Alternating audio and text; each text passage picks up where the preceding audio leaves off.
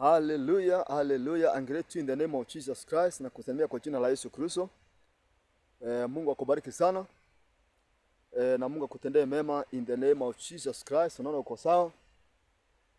Naona Mungu amekulinda na amekubariki. Naamini kwamba Mungu ataendelea kukubariki katika jina la Yesu. Naamini kwamba ukiwa ngali hai, bado vita vinaendelea na atakayeshinda ni wewe. Najua kwamba ushindi uko mbele zako, kwa hivyo usikate tamaa. Maana Mungu atakubadilishia njia. Ndio ujumbe wetu katika siku ya leo. Mungu atakubadilishia njia katika jina la Yesu Kristo. Nifuatie tunapoenda kushare ujumbe huu katika siku ya leo. Mungu akutie moyo, usikate tamaa katika hali ambao unapatana nayo. Mungu wetu akutie moyo na Mungu akutie nguvu, na Mungu wetu akubariki sana. Yesu anakupenda. Mkubali kwa Bwana na mkoso maisha yako. God bless you. Karibu sana katika ujumbe wa siku ya leo. My name is Evangelist Joseph Mwiti Mwitani, nimeokoka. Nampenda Yesu Kristo. Kuna mara nyingine Yesu alipeana mfano akasema kuna watu wawili, mmoja alikuwa anadaiwa deni kubwa na mwingine anadaiwa deni ndogo. Na akauliza mwenyeji yule nyumba ya kwamba wote wakasamehewa, ni nani atakayependa zaidi?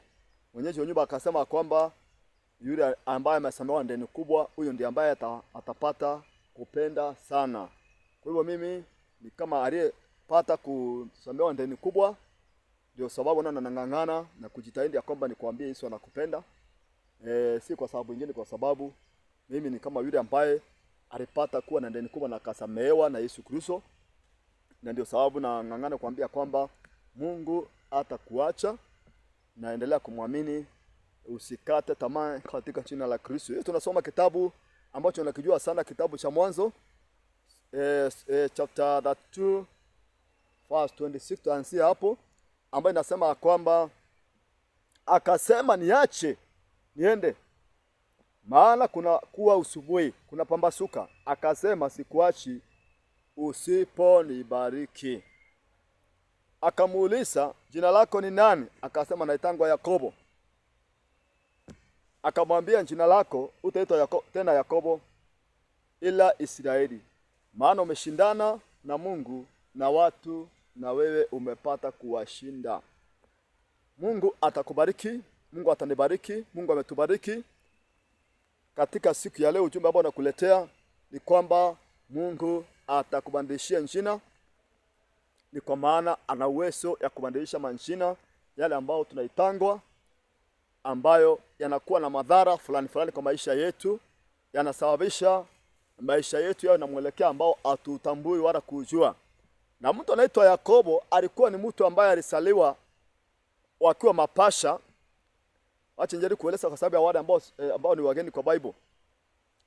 Alisaliwa akiwa na ndugu yake mmoja alikuwa anaitwa Esau. Walikuwa mapasha. Sasa Yakobo alitoka baada ya Esau kutoka. Na alipotoka mkono yake ilitangulia. Mkono ilipotangulia ikawa ni kama nataka kuchukua nafasi ya kwanza na yeye ni wa pili. Na yule msalishaji akamlaani. Akamwambia, wewe utakuwa mulagai, wewe mambo ya nguvu itakuandama maisha yako yote. Alilaaniwa baada ya kusaliwa ama kabla ya kusaliwa. So yeye aliandamwa na mateso na akasababisha maisha yake yakuwe na mambo ambayo ni ya kuteseka.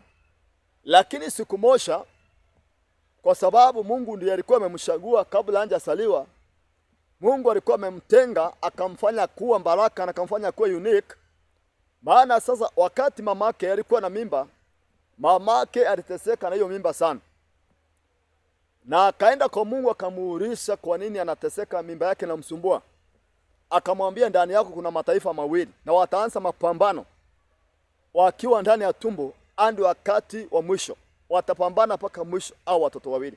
Na Mungu akamwambia yule mama ya Yakobo ya kwamba mdogo atamtawala yule ambaye ni mkubwa. Yaani yule mdogo atakuwa mashuhuri. So Yakobo kwa sababu ya kuteuliwa akiwa hajasaliwa, alipata kujikuta kwa hali ya kung'ang'ana. Alijikuta katika hali ya kuteseka. Alijikuta katika hali ya kupitia hali ambazo ni ngumu. Akiwa kijana alipata maagizo kwa mamake, akapokea baraka kwa baba yake. Baada ya mamake alikuwa amearifiwa na Mungu ya kwamba kijana mdogo ndiye atatawala, lakini baba yake hakuwa na habari. So akawa ako kwa hatari ya kuoa na ndugu yake Esau. Akatoroka akaenda kwa manko zake. Alipoenda kwa manko zake kule, naye mambo haikuishia hapo. Mungu akaanza kumbariki huko. Kubarikiwa kwake kumletea ile kushukiwa. So akawa paka anko yake yeye mwenyewe amekuwa ni matata kwake. So wakati anatoka kwa manko zake anarudi kwenye alikuwa ametoka kwa nyumbani kwao, ndio anajikuta kwa hali ambao ni ya kuogopa sana. Maana alisikia ndugu yake anakuja kumulaki ambaye ni Esau. Na akajua yule alikuwa anataka kumuua akiwa kijana, bado ile machungu ako nayo. So akanjifisha mahali. Akajifisha mahali, akaweka wake zake na watoto na ng'ombe zake mbele. Ndio atakayopata kutukia. So Yakobo wakati amejifisha pale, ndiye alipata kukutwa na Mungu kwa ishara ya malaika. Yule malaika aliyemkuta alikuja, wakaanza kumenyana. Imagine ukuwa maybe mahali kichakani na gizani, ukuta umekutwa na mtu ambaye amekukamata. Sasa imekuwa ni vita, amekushika mashati, mnapigana mieleka na ni gizani, labda ni usiku kichakani. Yakobo ambaye alikuwa mwoga sana na mwenye nguvu, akapambana na huyo malaika, akapambana na yeye mpaka akapata kumweza. Na malaika kulipofika asubuhi, maana vita iliendelea mpaka asubuhi, akamwambia amwashilie, maana malaika hakuwa anataka aonekane uso. Akamwambia niashilie. Yakobo akamwambia sikuashilie mpaka unibariki. Yakobo alikuwa na nguvu sana, lakini ile laana iliyokuwa amelaaniwa akiwa mdogo, ile laana ilimletea uoga. Ikawa yeye ni ile nguvu zake ako nazo simsaidii. Maana sasa yeye ako na nguvu lakini muoga. Maybe katika maisha yako wewe uko na nguvu sana, uko na mambo mengi sana ambayo ni mazuri, lakini uoga inakuintimidate. Mungu akuondolee uoga katika jina la Yesu Kristo. So ilibidi malaika amuingize kwa vita, alikuwa anaogopa. Ile vita alikuwa anaogopa, akanjikuta sasa amejikuta kwa vita. Alikuwa anajifisha asipigane na ndugu yake. Sasa akaletea hiyo vita. Alipigana mpaka akajikuta ako na nguvu sana, na hiyo uoga ikakuwa sasa imeondoka na akabarikiwa. So katika siku ya leo Mungu ameletea ujumbe ni kuambia kwamba Mungu atabadilisha hali yako ambayo imekutesa, ambayo imekufunga, ambayo imekuletea hali ya delay, katika hali ya stagnation, katika hali ambayo inakusumbua. Mungu atabadilisha hiyo hali kwa jina la Yesu Kristo. Maana Yakobo alikuwa ni mtu ambaye ako na jina ambalo linamlimit. Jina lake Yakobo lilikuwa na limiti maisha yake. Katika jina la Kristo Yesu, kile kinakulimit, kile ambacho kinakuwekea vizuizi, kile ambacho kinakuzuilia kuendelea, kwa jina la Yesu kiondoke katika siku ya leo. Mungu akondolee kila delay. Mungu akondolee stagnation. Mungu akondolee kila magonjwa. Mungu akondolee umaskini. Mungu akondolee ufukara. Mungu akondolee uoga. Mungu akondolee hofu kwa jina la Yesu. Mungu akondolee mashaka. Mungu akondolee wasiwasi. Mungu akondolee kutokuamini. Mungu akondolee giza. Mungu akuangazie kwa nguvu za jina la Yesu Kristo. Yakobo, malaika alipambana na yeye. Yakobo akamwambia, sikuachilii mpaka unibariki. Sikuachilii mpaka unibariki. Mungu akubariki kwa jina la Yesu. Mungu akubadilishie jina lako. Alikuwa anaitwa Yakobo, jina ambalo ni kama mlagai ama mwenye kutumia nguvu kunyang'anya watu, mnyang'anyi. Lakini Mungu alikuja kumbadilishia ile jina lake. Malaika anamwambia, kwani unaitangwa nani? Mungu anajua majina yetu, lakini anasamao kutuuliza ndio tujieleze. Yeye akamwambia naitangwa Yakobo. Yeye akamwambia kutoka leo hautaitwa Yakobo tena, utaitwa Israeli. Hautaitwa tena Yakobo, wewe utaitwa Israeli. Israeli ni kainshi kandogo sana saa hii. wanasema kanatoshana na taifa na mkoa wa Rift Valley.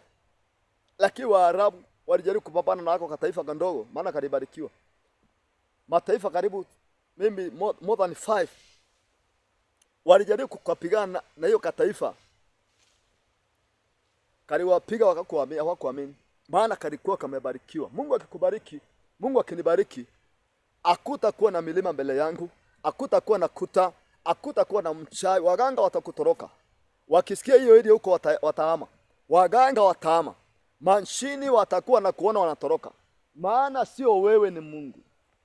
Yule Mungu ambaye akona mimi, akona wewe. Yule ambaye anabariki. Biblia inasema baraka za Mungu hazina mashuto, wala mwito wake hauna mashuto. Mungu alibariki Yakobo, akamuita Israeli. Israeli sahi ni moto ya kuotea mbali. Waarabu wamejaribu kupambana nawe, wameshindwa. Mimi sishuki Waarabu, na sina ubaya na wao. Na kueleza hali halisi. Sio kasema na ubaya na mtu yeyote, maana kanisa ni mendieta. Kanisa hafai kuwa na chuki na ubaya na binadamu yeyote. Maana sisi ni wapatanishi. Sisi ni wana wa Mungu aliye hai. Hatujaitwa tuchukie binadamu yeyote, tumeitwa tuhubirie kila binadamu aamini injili ya okoke. So Yakobo aliondolewa jina, akaitwa sasa Israeli. Unasikia kuna nchi inaitwa Israeli. Yule malaika alimwambia, kuanzia leo utaitwa Yakobo, wewe utaitwa Israeli wa Mungu, maana umepambana na wanadamu na umewashinda. Wewe umeshindana na Mungu na umemshinda. Yeye alikuwa ni mtu ambaye amepambana. Kwa neema ya Mungu utapambana na utashinda. Hautalemewa, utakwea kila milima na kushinda. Kila kota Mungu atasiangusha.